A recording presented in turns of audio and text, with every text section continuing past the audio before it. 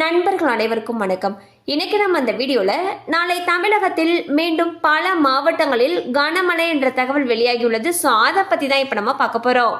தமிழகத்தில் பல மாவட்டங்களில் மழைக்கு வாய்ப்பு இருப்பதாக வானிலை ஆய்வு மையம் தெரிவித்துள்ளது.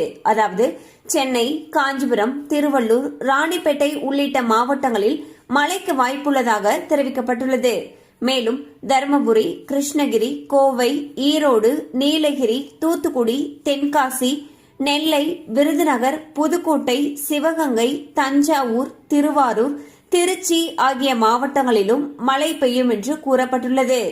மேலும் ஆகஸ்ட் 28ஆம் தேதியன்று தமிழ்நாட்டில் சில பகுதிகளில் ஓரிரு இடங்களில் மிதமானது முதல் கனமழை பெய்ய வாய்ப்புள்ளது என்றும் தெரிவிக்கப்பட்டுள்ளது. தமிழகத்தில் இன்று இரவு ஓரிரு இடங்களிலும் புதுவை மற்றும் காரைக்கால் பகுதிகளிலும் இடி மின்னலுடன் கூடிய லேசானது முதல் மிதமான மழை பெய்யக்கூடும். மேலும் நீலகிரி மற்றும் கோவை மாவட்டத்தின் ஓரிரு இடங்களில் கனமழை பெய்ய வாய்ப்பிருப்பதாக தெரிவிக்கப்பட்டுள்ளது.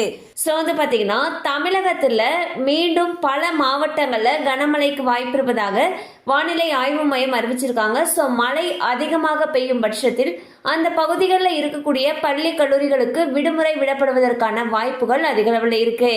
கண்டிப்பா அந்த அப்டேட் உங்களுக்கு பயனுள்ளதாக இருந்திருக்கும் நம்புறோம். மேலும் இது போல அப்டேட்ஸ் உங்களை உடனே ரீச் ஆகணும்னு நினைச்சீங்கன்னா நம்ம சேனலோட தொடர்ந்து இணைந்திருங்கள்.